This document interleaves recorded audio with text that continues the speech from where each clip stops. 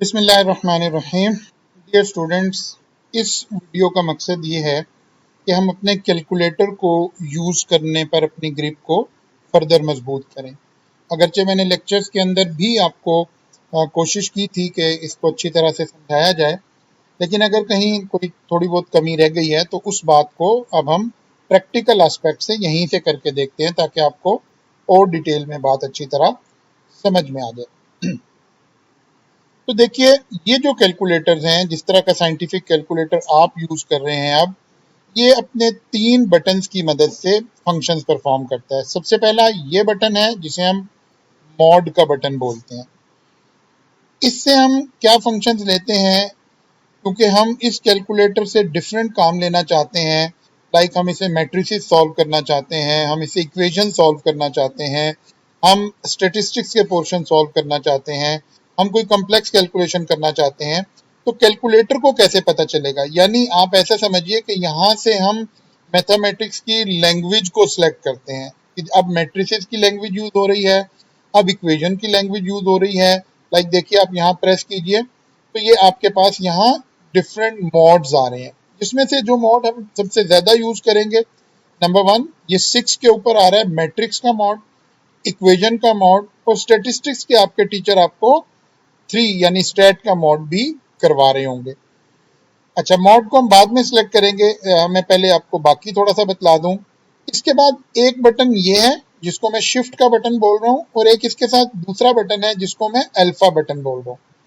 अगर आप गौर करें, इस कैलकुलेटर के ऊपर बहुत सारी चीजें इन कीज के ऊपर लिखी हुई हैं, जैसे ये 9 है, 8 है, ब्रैकेट क्लोज है, लॉग है, नेचुरल लॉग है। ये सब कुछ कहाँ लिखा हुआ है? कीज के ऊपर लिखा हुआ है। जितना कुछ कीज के ऊपर लिखा है वो बराह रास्त हम परफॉर्म कर सकते हैं, यानी उस की को प्रेस करेंगे। जब हम 9 के देखे, की के ऊपर 9 भी लिखा है और उसके नीचे CLR क्लियर भी लिखा हुआ है, लेकिन जब मैं 9 को प्रेस करूंगा तो ये एज अ 9 इस्तेमाल होगा। देखिए 9 लिखा जा रहा है यहाँ पर, ओके। लेकिन कुछ चीजें नीचे बॉडी पर लिखी हुई हैं और वो डिफरेंट कलर्स में लिखी हुई हैं। नीचे जो कुछ लिखा हुआ है वो मेनली 2 कलर्स में है।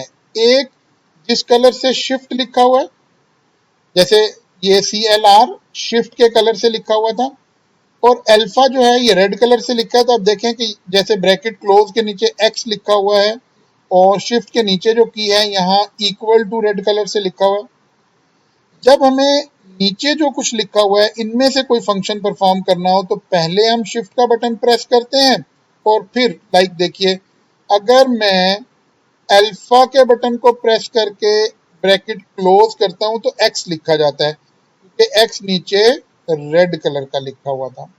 सिमिलरली, अगर मैं शिफ्ट के बटन को प्रेस करके 9 प्रेस करता हूं तो क्लियर वाला फंक्शन ओपन हो जाता है, यानी अगर हमने अपनी मेमोरी को क्लियर करना है तो ऐसे हम चल सकते हैं। लेकिन फिलहाल हमारा सारा फोकस जो है वो मैट्रिसेस की तरफ है, तो हम जरा मैट्रिसेस के हवाले से इस बात को देखते हैं। देखिए जी, अब मैंने क्या किया, मैट्रिसेस में जाने के लिए मॉड में गया और 6 नंबर को प्रेस अगर मैं करूंगा तो मेरा कैलकुलेटर मैट्रिक्स के मॉड में चला गया, और ये मुझसे पूछ रहा है कि मैट्रिक्स ए, बी या सी। आप अगर कोई मैट्रिक्स ऐड करना चाह रहे हैं इस कैलकुलेटर में तो उसका नाम क्या रखना है, ये आपकी मर्जी है। ये 3 ऑप्शन आपको दे रहे हैं, हम ऑप्शन 1 को एक्सरसाइज करते हैं, यानी हम अपने मैट्रिक्स का नाम मैट्रिक्स ए रखना चाहते हैं। तो मैंने 1 प्रेस किया, तो उसने साथ ही मुझसे पूछा कि आपके मैट्रिक्स का ऑर्डर क्या होना चाहिए। यहाँ डिफरेंट ऑर्डर्स लिखे हुए हैं, अगर इनमें से कोई नहीं है तो आप यहाँ क्लिक करेंगे, यानी डाउनवर्ड की से जाएंगे तो और भी हमारे पास आ रहे हैं, अपवर्ड से जाएंगे तो वापस आ जाएगा। लाइक मैं 3 by 3 का एक मैट्रिक्स ऐड करना चाहता हूं तो मैं 1 लिखूंगा तो मेरे पास एक नल मैट्रिक्स, यानी ऐसा मैट्रिक्स जिसमें सारी एंट्री 0 है, वो मेरे सामने आ गया। अच्छा, ये मेरा कर्सर है, जहां कर्सर है वो फिगर यहाँ लिखी हुई है। अब देखिए, अब मैं मैट्रिक्स में एंट्री डालता हूँ, 2 मैंने लिखा, और इक्वल का जो बटन है ये एज अ एंटर की इस्तेमाल होगा। 2 3 1, और कैसे चल रहे हैं, रो में लिख रहा है ये, ठीक है। फिर 2 6 1, फिर इसी तरह से 5 3 6, ये मेरा मैट्रिक्स ऐड हो गया। अब मैंने इसको, जब भी आपने किसी मैट्रिक्स को सेव करना है तो आपके पास सेव का बटन क्या है, एसी। जैसे हम कंप्यूटर में कंट्रोल एस करते हैं ना, जिन बच्चों ने अभी कंप्यूटर नहीं भी पढ़ा हुआ वो भी अब आगे पढ़ रहे होंगे, पढ़ेंगे इंशाल्लाह। तो आप एसी के बटन को प्रेस करें तो ये मैट्रिक्स ए सेव हो गया है कैलकुलेटर के अंदर। पहली मर्तबा हमने जब मैट्रिक्स सेव करना है तो मैट्रिक्स के मॉड में एंटर होकर हमने मैट्रिक्स को सेव किया है। नाउ ऑनवर्ड, फर्स्ट किया, जाहिर है हमें डिफरेंट मैट्रिक्स के ऊपर फंक्शन परफॉर्म करने हैं। लेट्स अज्यूम अब आपने मैट्रिक्स बी के ऊपर कोई फंक्शन परफॉर्म करना है, ठीक है ना, एक मैट्रिक्स बी भी है। नाउ एंड ऑनवर्ड मैंने मैट्रिक्स कैसे ऐड करना है, मैं शिफ्ट का बटन प्रेस करूंगा और 4, क्योंकि 4 क्यों, 4 के नीचे मैट्रिक्स लिखा हुआ था ना और ये शिफ्ट के कलर से लिखा हुआ था। इसका मतलब है जब भी मैट्रिक्स को मैंने यूज करना है तो मुझे शिफ्ट के थ्रू आना पड़ेगा। अब वो मुझे यहाँ 8 फंक्शन बता रहा है। डिम का मतलब है आपने कोई नया मैट्रिक्स ऐड करना है। डेटा का मतलब है आपने किसी एग्जिस्टिंग मैट्रिक्स को एडिट करना है, उसमें कोई फिगर आपसे गलती से लिखी गई है तो आप उसको एडिट कर सकते हैं। फिर 3 मैट्रिक्स के नाम है, matrix A, matrix B, matrix C, फिर मैट्रिक आंसर, इसको हम बाद में डिस्कस करेंगे, डिटर्मिनेंट और ट्रांसपोज। अब मैं एक नया मैट्रिक्स और ऐड करना चाहता हूं और ऐड का फंक्शन कौन सा है, डिम। तो मैंने 1 प्रेस किया तो वो फिर मेरे से पूछ रहा है कि आपने कौन सा मैट्रिक्स रखना है। अब जाहिर है ए तो हमने सेव कर लिया, हम बी सेव करते हैं। तो हमने कहा जी हमें मैट्रिक्स बी सेव करना है। वो फिर हमारे से ऑर्डर पूछ रहा है, चलें हम 3 by 3 का ही ऑर्डर ले लेते हैं। तो अब आ गया जी, हम मैट्रिक्स और एंटर के बटन से इक्वल करना शुरू करते हैं। तो हमारे पास एक और मैट्रिक्स आ गया जी।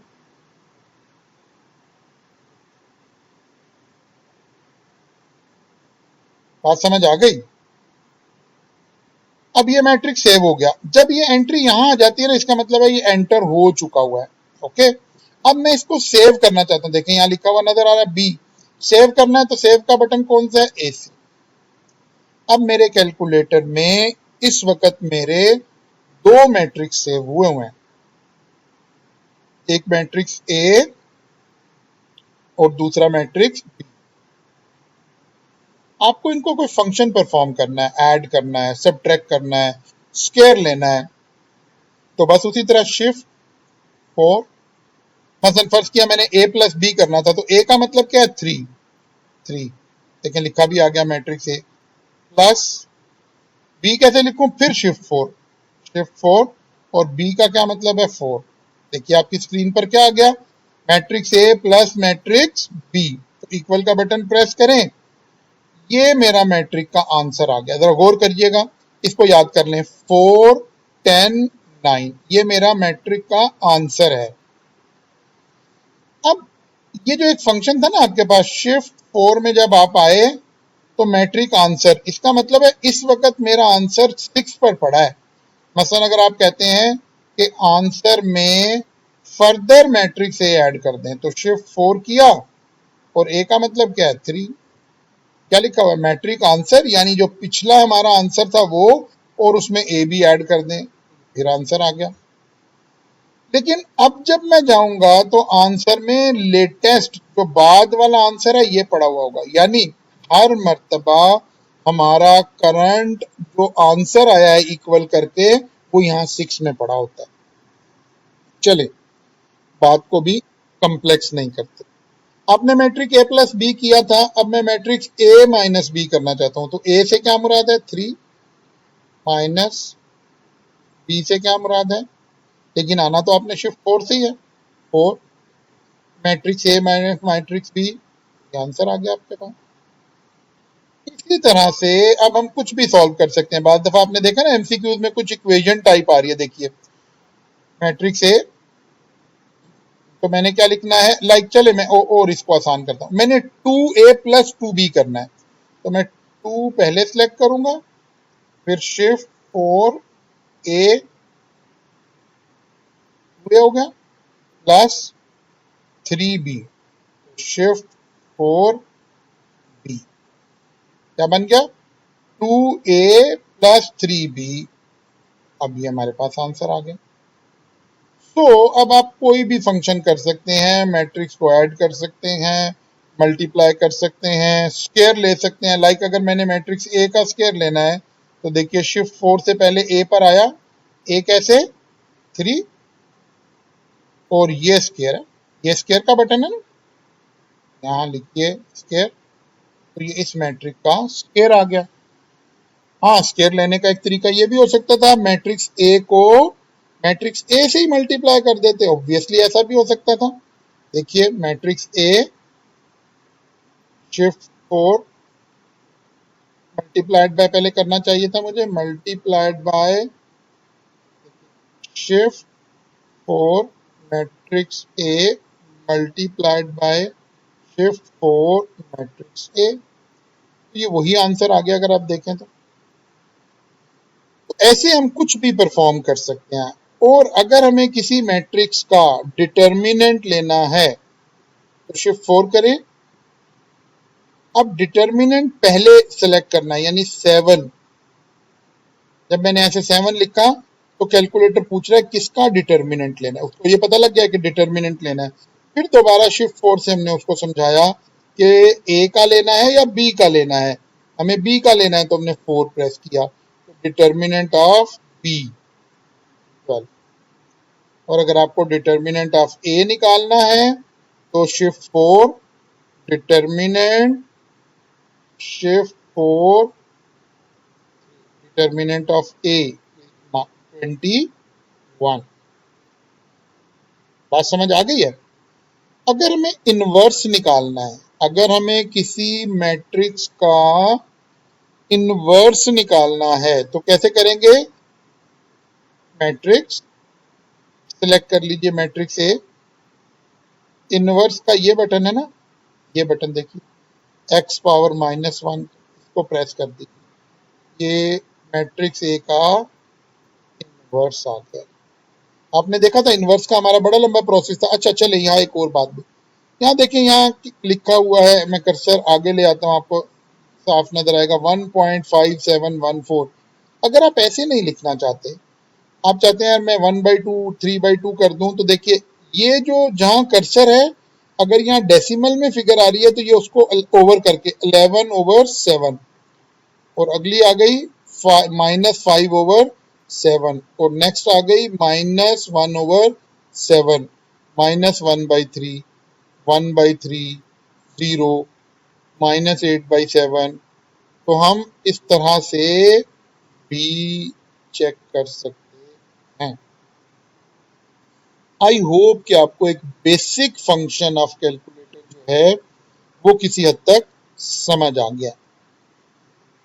फिर हम एक और किसी वीडियो के अंदर कैलकुलेट कर सकेंगे कि हमने बाद में देखा था कि हम यहाँ से कैलकुलेटर की मदद से और कौन कौन से फंक्शंस कर सकते हैं, लेकिन आज इसको बस यहीं तक रखते हैं ताकि आप इसकी मदद से बहुत सारी चीज़ों को अंडरस्टैंड कर सकें। आई होप कि इस तरह से आपको ज़्यादा प्रैक्टिकल एस्पेक्ट के साथ आपको समझ आ गया होगा। अच्छा, जब भी आप मॉड चेंज करने, जैसे अब हम मॉड 6 में थे, वापस 1 में आए, हमने जितने मैट्रिक्स सेलेक्ट किए हुए थे, बनाए हुए थे, वो सब डिलीट हो गए। जैसे ही हम मैट्रिक्स मॉड से एग्जिट किया हमने या री एंटर कर दिया तो हमारा सारा डाटा डिलीट हो जाएगा।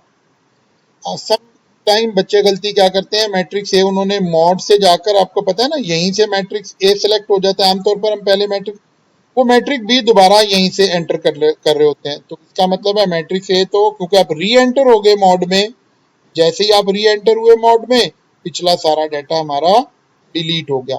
सेकंड मैट्रिक्स हमेशा शिफ्ट 4 से चलकर आपने डिम के फंक्शन से ऐड करना है। चलें जी, आज के लिए इतना, इंशाल्लाह फिर इसको फर्दर आगे लेकर चलेंगे।